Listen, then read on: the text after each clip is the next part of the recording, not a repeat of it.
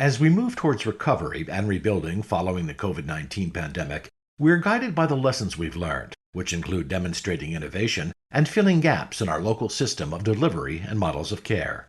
The intent is to bolster the infrastructure of care delivery as well as the health of our communities. We know rural communities have been rocked by lost services and hospital closures, yet change is taking place in rural America, where healthcare leaders are actively transforming their organizations. Strategic partnerships that cut across the care continuum are enabling rural providers to provide access and advance the health of their communities. Success is being driven by inspired leadership, forward-thinking governance, and resilient clinicians and staff.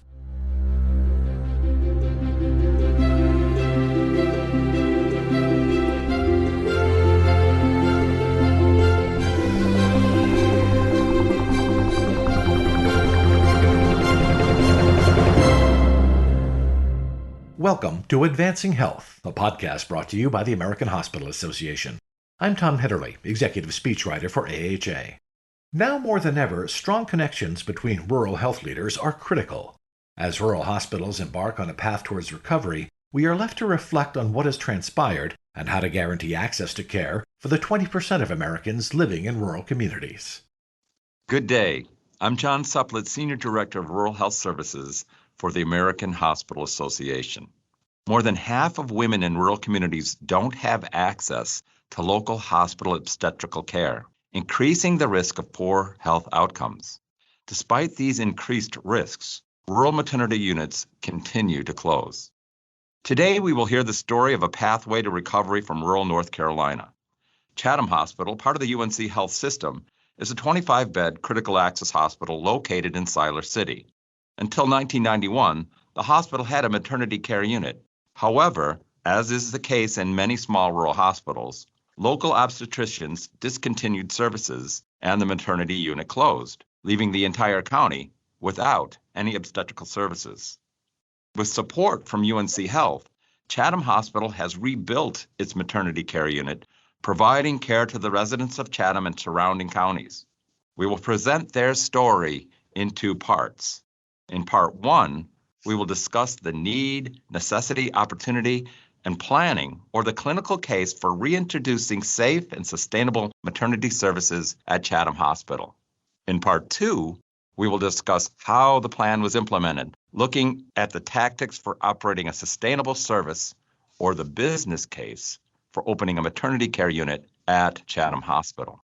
I am joined today by Dr. Cristen Page, Executive Dean, UNC School of Medicine, Chapel Hill, and Jeff Strickler, President and CEO, Chatham Hospital, UNC Healthcare, Siler City.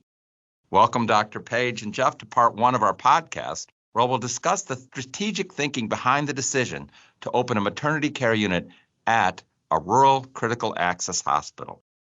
Before we begin, perhaps you can tell us a little bit about yourselves. Dr. Page, let's begin with you. John, thank you for the invitation to be with you and just the chance to share a little bit about our work in North Carolina. It's certainly something we're very proud of.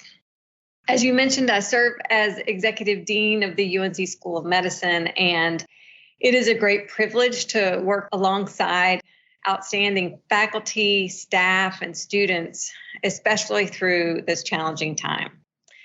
I am a North Carolinian, a product of public school.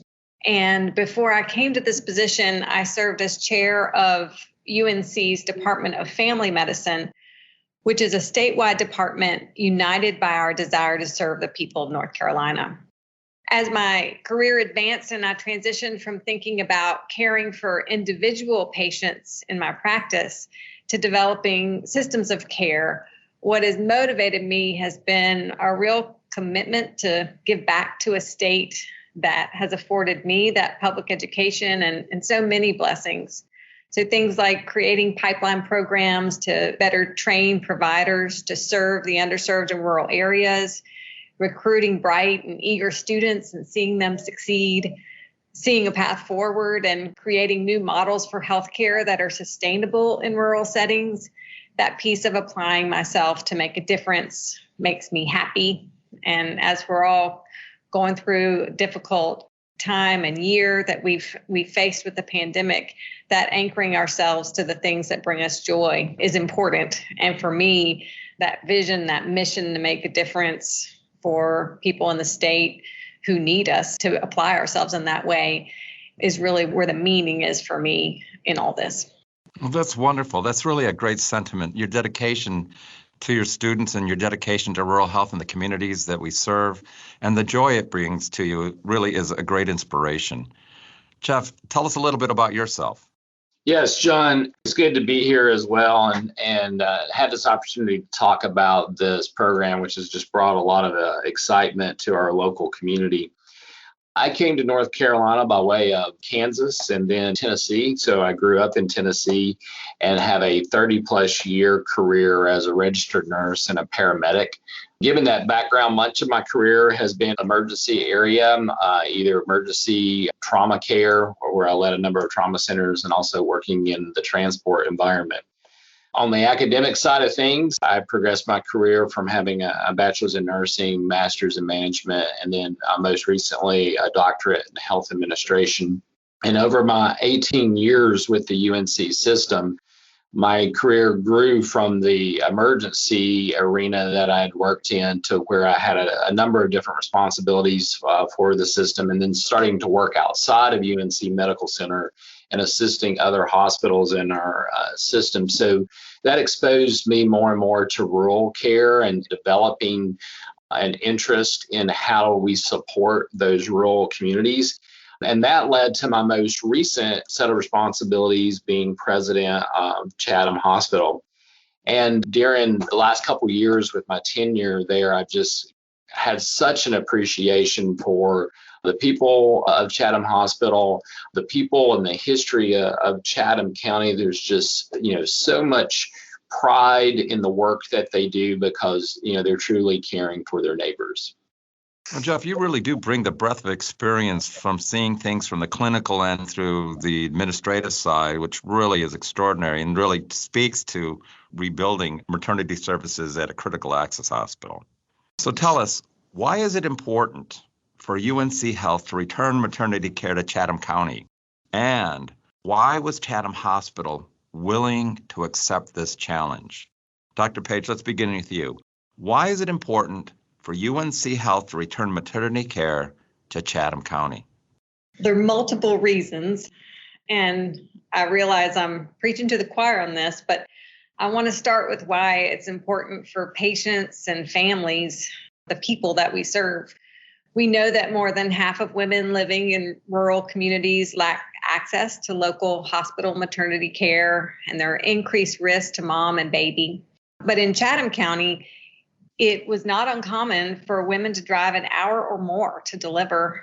And the county has infant mortality rates for all demographics above the statewide average. Now, I'll never forget the story when I was in training of a patient who had stopped at Chatham Hospital in labor, and they sent the patient to drive to a hospital that allows women to deliver their babies. And that mom and baby had a car crash on the way and never made it. That story has stuck with me through all of this. But for other factors, Chatham is also a growing county. So reestablishing maternity care here has the potential to have a positive impact on the health of the community over multiple generations and with increased numbers of patients. So you've really experienced this firsthand and now see the growth. I would just add that UNC Health is a statewide system of hospitals, but the medical center at UNC in Chapel Hill is a large quaternary care center. So it's often operating at max capacity, sometimes requiring us to decline transfers for high-risk patients. And so with Chatham Hospital being just 35 minutes away, and a lot of those low-risk patients coming to deliver in Chapel Hill, it made also an opportunity for us to open up capacity at the medical center by transferring some of those births and keeping them in their community in Chatham. The other little factor I'll add is that our family physicians are already providing hospital care and emergency care at Chatham Hospital, and those same physicians were also delivering babies in Chapel Hill. So it just made sense that there could be an answer here or a model that we could do. Well, that's great. And that'll be part of the thought process that we'll probe into as we get further into this discussion. Jeff, tell us, why was Chatham Hospital willing to accept this challenge of reopening its maternity unit after 30 years? As Dr. Page said, there's multiple reasons, but I think one of the principal ones was Chatham Hospital takes very seriously our role as the only hospital in county. And as such, we want to be the location where the residents of Chatham County get most of their care. And we took very serious the comments made and the vision by Dr. Burks, who is the UNC Health CEO, to have services so that individuals can get most of their care close to home. And so that's really been our marching orders with much of our programming, as well as with maternity. Now, there's the personal side of this as well. So Dr. Page relayed a story that stuck with her, one that stuck with me from one of our physicians, Andy Hannipel, who is also our chief medical officer. He relayed an example of a young mother who bypassed a hospital, but couldn't make it to Chapel Hill and ended up delivering on the side of the road and was delivering before EMS could get to her. And he just talks about the courage of that mother delivering in the middle of the night in the back of the car without any kind of medical support. So that really puts a face to these efforts. But other than that personal example, Chatham County is a very unique county, and I often talk about it being the tale of two cities. Eastern Chatham County is a fairly affluent section of the county, but Western Chatham County has a disproportionate share of those that are really in a disadvantaged condition and may not have good access to care. And so that's why much of our program is really focused on providing that access to those communities. And I think the last piece of this is really around the economic development question. So again, as a rural county, there's a lot of economic opportunity in our county as it's moved from an industrial base and trying to move to more of a service-based economy. And we know from the experience of others and published in the literature that when you're able to recruit and retain physicians, when you have maternity services and you're able to pull young families back into the county, there's a significant economic development aspect to this equation. And being one of the leading employers in the community was another reason that we really migrated to this effort. Well, it sounds like a very dynamic environment on many different levels. And when we look at this process, you've got to convince a number of people that this is going to be the appropriate way to go. And Dr. Page, to whom did you appeal at UNC Health regarding the strategic importance of maternity care at Chatham Hospital? Who did you have to convince? John, it really started with me just sitting down in the office of the president of all the hospitals at the time, Gary Park, and just presenting it to him as the right thing to do for the community. And it really didn't take much in that very one-on-one discussion for us to agree it was the right thing to do. And for me to say, we have the people, we have the purpose, we have the will. Like, if you want us to do this, we can do it, but you need to want us to do it. And I walked out of that meeting thinking, he must think I'm crazy that I just walked right in there and presented it to him. But he was delighted by it. We agreed at that moment. And then together, with his support, it made it a lot easier for me to make the case. So I made the case to the other executives across the UNC Health system. And then we built the business case and the market analysis and did all the things to take it through the various committees. But it was equally, if not more important, to get the support of Chatham County community, make sure this is what Chatham County wants us to do. If not, then, it's for naught.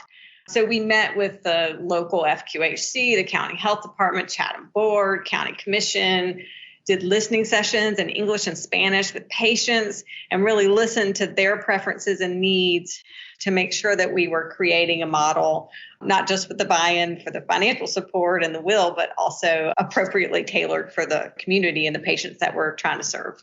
So, Jeff, from your perspective as being in the community, how did you see the community get involved and what was their reaction to this idea? Well, I'll start with what the reaction has been, and they've been absolutely thrilled. They've just been a great deal of positive energy around this, and it's been just really neat to meet some of the last deliveries in Chatham County and compared to then some of the newest deliveries. So there's just been a lot of energy around the program. As far as how the community was involved, this really aligned well with some parallel efforts that was happening at the same time. So we were updating our community needs assessment through the Chatham Health Alliance.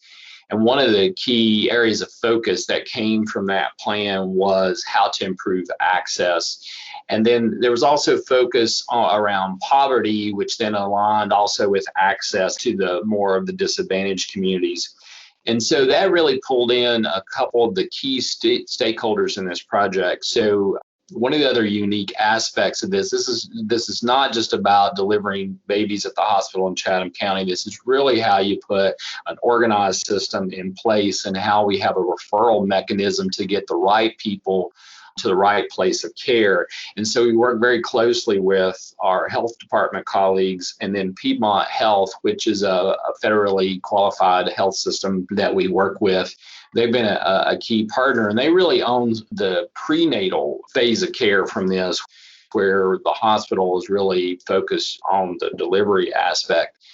And then, of course, we've worked very closely with our board of trustees, which represents a large swath of the community leaders, as well as some leaders from within the health system. And they were just integral into this process to have feedback on how we were set up, how we were designed, how we organized, the choices that we made with this. And it's just really been a full team effort to develop this. Well, it sounds like it was a full team effort. And when you explain to us the breadth of this effort, I have to ask the process that you used behind it. Were you having community meetings? Were you having town halls? Over what period of time? This must have taken some logistical planning. Yeah. I mean, really, this project got started about the time that I became involved with Chatham Hospital. And I was working in sort of a regional capacity at that point in time is where this project sort of first came on my radar. And I just sort of thought, what a great concept this was, because this was a potential path for addressing some needs that I saw in some of the other hospitals within our system. And then, as Dr. Page had relayed, the community aspect was an important part of the pre-planning of this project. So we had engaged some community engagement consultants through family medicine and through the university. They reached out and had some listening sessions.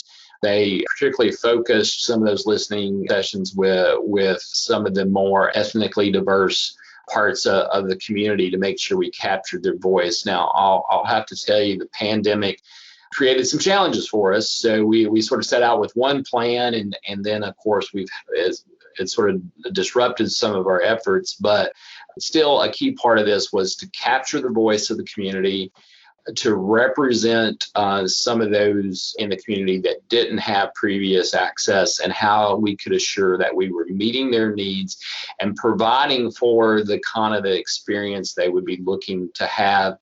And particularly around that experience, it's how it can be more of the family can be more engaged in the entire birthing process, because this is such a monumental time in a person's life and the life of a family. Well, so Dr. Page, in hearing this community planning process, how were you and UNC Health engaged in this over that period of time? Well, we were very engaged between the UNC Department of Family Medicine. We actually hired some additional community-focused workers to really engage, to help us listen and do those tours. We engaged a lot of philanthropic partners also to help us with those initiatives in that pre-planning phase. And then we were also needing to engage in a bunch of regulatory elements about the hospital physical space itself, how transfers would work and systems of care to try to have higher risk patients come to the medical center and keep lower risk patients there. A whole host of pre-planning efforts that needed to engage all of us to be sure that we're doing this in the safest and most appropriate way. Well, and you're right. We can't forget about the regulatory side at the state level or the county Department of Health level as well. So I got to do a reality check here with both of you. We're recovering from a pandemic, and you're introducing a new service to Chatham County. That takes both planning and courage. What makes this opportunity possible? Well, I think Jeff's already said it in the strong community partnership, the buy-in, the excitement from the people of Chatham County. I mean, to have gone so long without delivery services and then have the opportunity while everything around them is closing. Other rural hospitals are closing their maternity units or closing entirely. To have this excitement that they are getting that kind of attention to go against the grain, to open maternity services. Once that had already been in motion, there was no stopping it. The will of the people, of the providers, I mean, everyone was united in purpose and in mission. And that date was set as Labor Day 2020, and it was going to happen. It also helps that, babies are still going to be delivered. And so it wasn't in the same way reducing capacity in the same way as some other services during the pandemic when we had to close down elective procedures and those sorts of things. I think what I would add to it, really, this story is a microcosm of what we deal with in healthcare. So nobody planned for this to open in the middle of a pandemic, but as Dr. Page has said, we were already in motion. We were heading toward that opening, which I always mentioned it was sort of like divinely inspired that it just so happened to work out that it was going to open Labor Day of 2020. But then, of course, it was spring of 20 is when the pandemic really hit, and we had to pivot in a number of different directions. But at that point, we were committed. The space was already halfway completed, at that point. I think I would add to this conversation, we were talking about the strong support of the community, but also the strong support of UNC Health System. Myself and our chairman of our board of trustees mentions anytime we have an opportunity, this could not have happened without the financial support of the health system. They made the construction possible, not just from a financial standpoint, but actually materially gave the support from a construction management standpoint. Those were not, resources that our hospital had. There was just the organizational support by Dr. Page, Gary Park, and others. I mean, I very much felt like we've got your back. I mean, because I sometimes we were on sort of the bleeding edge of innovation here. And so it was nice to feel like others had supported you. And then the other piece is just the expertise that comes along with the association with an academic medical center. So we were able to tap into the experts with family medicine. I never even knew there were family medicine physicians that were trained to do surgical procedures around cesarean sections until I got involved with this project. But not just them, the experts from UNC anesthesiology, the experts from UNC GYN and obstetrics care. We often talk about one great team as one of the core values for UNC Health. And this was just a great example. We tapped into that expertise, and together we were able to make this happen. That's really an inspiring story, and it's a great way to conclude this first of our two podcasts. Innovation is often born from crisis, and the urgency here may be less due to the COVID-19 pandemic than it is for the need to fill a prolonged gap in care to the residents of Chatham County. But these objectives, as you pointed out, are never achieved in a vacuum. And on the contrary, strategic partnerships like the one between UNC Health and Chatham Hospital that cut across the care continuum enable rural hospitals and health systems to improve access and advance the health of their communities. It is clear in this case that success is being driven by inspired leadership, forward-thinking governance, and resilient clinicians and staff. And if you've been listening like I have, it's personal. And I want to thank our expert guests who made this personal, Dr. Cristen Page, Executive Dean, UNC School of Medicine at Chapel Hill, and Jeff Strickler, President and CEO, Chatham Hospital, UNC Healthcare, Siler City, for joining me today. Thank you, John. Thanks, John. This has been part one of our two-part podcast on rebuilding maternity care in rural North Carolina. Please join us for part two, where Dr. Page and Jeff will discuss the business case for opening a sustainable maternity care unit at Chatham Hospital. Thank you for joining me in our Pathways to Recovery for Rural Hospitals and Health Systems. This has been an AHA Advancing Health podcast.